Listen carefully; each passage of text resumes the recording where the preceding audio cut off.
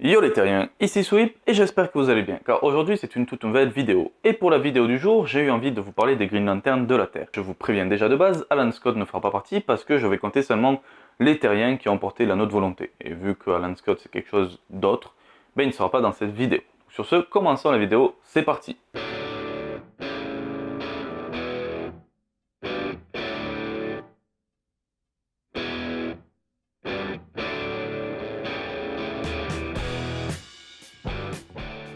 Alors dans le secteur 2814 ou 2814, selon comment vous le prononcez, qui est un territoire, donc un secteur dans lequel se trouve la Terre, eh bien on connaît 6 Green Lanterns très célèbres qui proviennent de la Terre.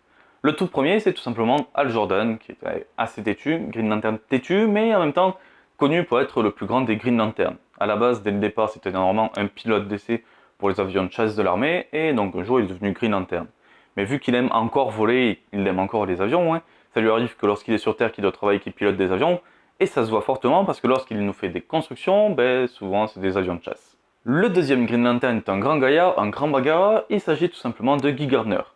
Alors le Guy Gardner déjà de base, c'est un Green Lantern têtu qui n'en fait qu'à sa tête, mais qui est très fort et surtout il a l'avantage lui de ne pas forcément faire confiance qu'à son anneau. Des fois il est capable d'aller à l'action, frapper quelqu'un même s'il n'a pas l'anneau parce que ben, pour lui la justice ça reste la justice.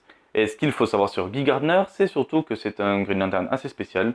Déjà, dès sa jeunesse, il a été battu par son père, et il a eu pas mal de moments de délinquance. Mais par chance, il a été sauvé par son frère, qui était devenu policier, et donc ramené sur le droit chemin. Et avant de devenir donc un Green Lantern, Guy Gardner était du coup dans le social, il a aidé les détenus pour la réinsertion dans la vie publique, la vie active. Il a même après du coup servi de préparateur physique donc pour les enfants, surtout dans des écoles spécialisées, donc il était vraiment social.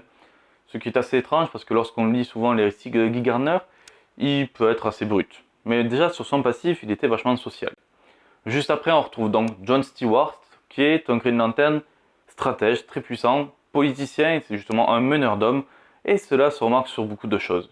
Déjà, une chose très intéressante sur John Stewart, c'est ses constructions.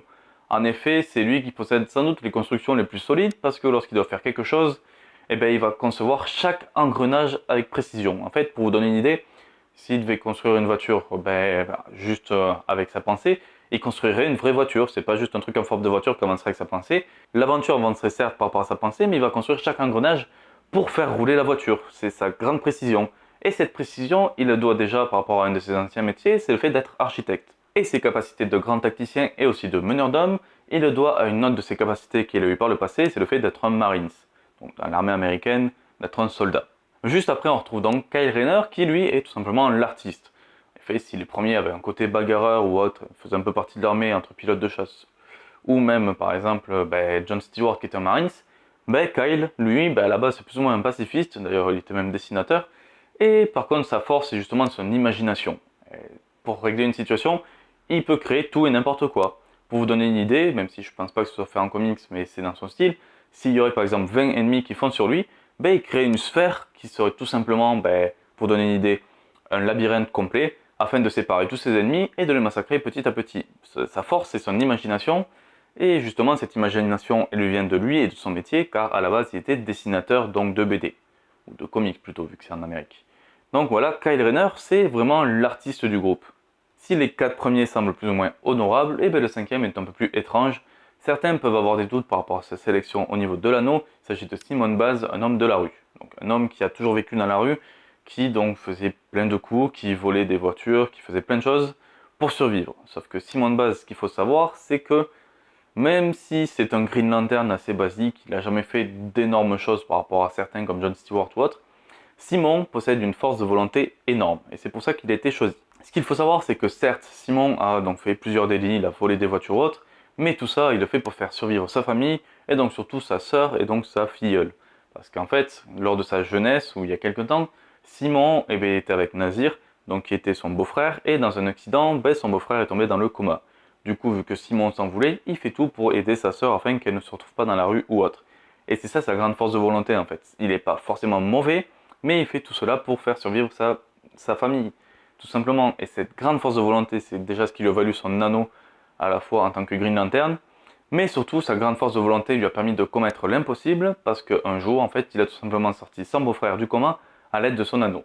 chose qui pour beaucoup de Green Lantern semblait carrément impossible. Par contre aussi, suite à des déboires, il faut savoir que Simon Baz n'a pas forcément confiance en son anneau, c'est pour ça qu'il a toujours un pistolet à côté, parce qu'il sait que si l'anneau arrive à 0%, il n'a plus rien pour se défendre et le pistolet servira à l'aider. Et la dernière en date qui est donc arrivée avec Reaper, c'est tout simplement Jessica Cruz. Lanterne assez particulière, déjà c'est une bleue, elle commence à peine à débuter, elle sait même pas faire de construction, donc elle peut sembler assez naze.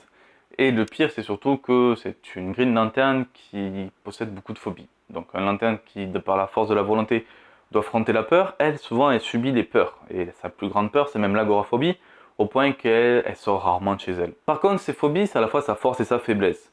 Sa faiblesse parce que si elle n'arrive pas à passer au-dessus, elle devient pratiquement inutile au combat. Par contre, c'est aussi sa force parce que si elle réussit à affronter toutes ses peurs, sa volonté est tellement puissante qu'elle peut réaliser des choses encore plus grandes que Simon lui-même, alors que c'est une bleue. Donc Jessica, ça peut être un lanterne assez particulier parce que par rapport à ses phobies et tout ça, des fois ça peut être ennuyant, ça peut être chiant, mais elle possède une vraie force intérieure qui avec le temps va se libérer. Mais ça, ce sont vraiment les Green Lanterns très connus de la Terre, et en faisant mes petites recherches, j'ai découvert qu'il y avait beaucoup de lanternes, soit dans d'autres univers, dans le futur, ou même visiblement dans des récits passés, des lanternes temporaires qui proviennent de la Terre, donc maintenant je vais vous présenter tout cela. Le premier que je peux vous citer est Zhongli, un moine donc de la Chine antique, qui provient donc de 600 ans avant Jésus-Christ. Donc c'était il y a vraiment très longtemps. En fait, si j'ai bien compris, un jour il y a eu une attaque par rapport à son temple, et Zhongli, lui, fut visité par un gardien qui lui donna donc un anneau de volonté ainsi que sa lanterne pour pouvoir agir en tant que Green Lantern. Mais après, sur le reste des récits, j'ai pratiquement rien trouvé à son sujet. Le suivant est Waverly Sayre. En fait, il s'agit là, cette fois, d'un homme du 19e siècle, dans les années 1800, qui, déjà par une grande tragédie, a perdu sa femme et son enfant. Un jour, alors qu'il est en grande dépression, en fait, il y a une lueur verdâtre qui fait apparaître donc l'image de sa femme et de son enfant. Alors qu'il pense que c'est la mort, en fait, il s'agit tout simplement de l'anneau du lanterne Laham, qui est récemment mort, qui est venu donc auprès de Sayre. Et donc au moment où il accepte le sort, en fait, il est directement téléporté sur un autre monde et il croise des extraterrestres qu'il prend pour des démons. Du coup, à l'aide de son anneau, il va commencer à massacrer tous les démons et sans le savoir, en fait, il va sauver la planète sur laquelle il se trouve de l'attaque de ces extraterrestres.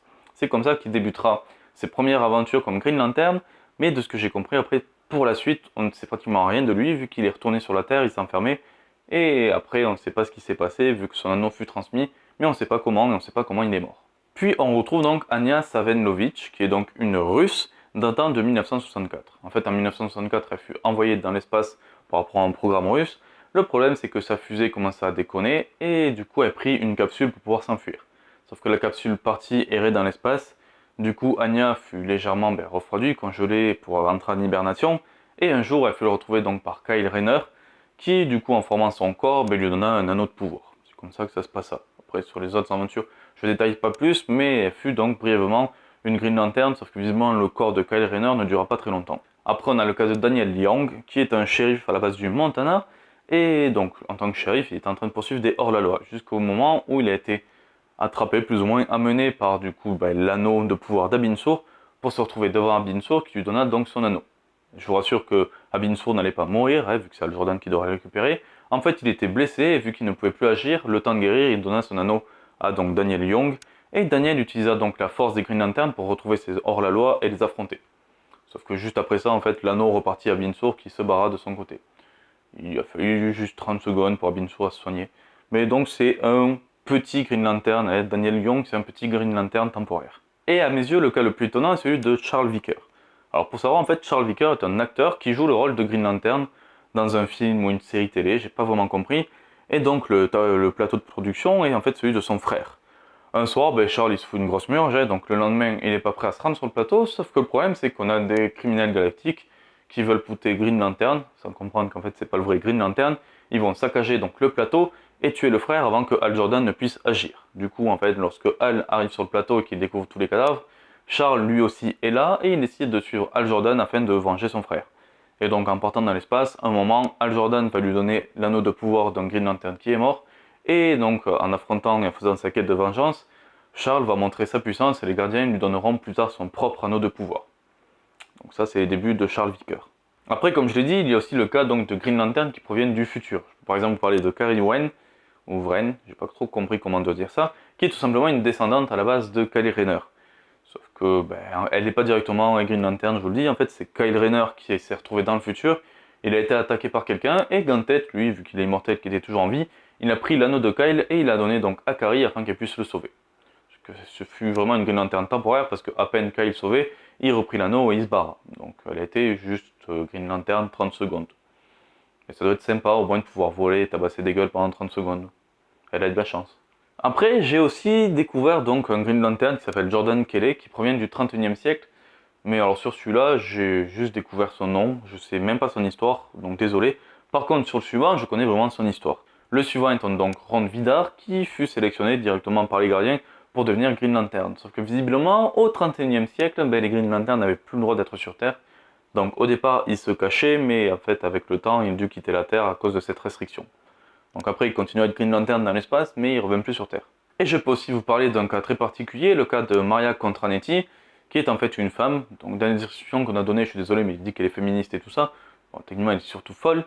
Et en fait, le cas de Maria, c'est que dans son futur, beaucoup d'hommes ont été détruits par la peste, et un jour, elle découvre donc le corps de Kyle Rayner avec l'anneau donc de pouvoir. Elle décide de prendre l'anneau et de l'utiliser à ses fins. Parce que du coup, à ses fins, ça veut dire que elle sauve pas les gens, elle fait juste ce qu'elle veut avec l'anneau. Donc un jour, elle a été directement arrêtée par la Justice League, mais vu qu'elle a porté l'anneau, je trouvais ça sympa d'en parler. Après, on a aussi le cas des terres parallèles, comme par exemple la Terre D, où un pilote brésilien du nom de José Hernandez a reçu directement son anneau de la part d'un extraterrestre du nom de Tajinso.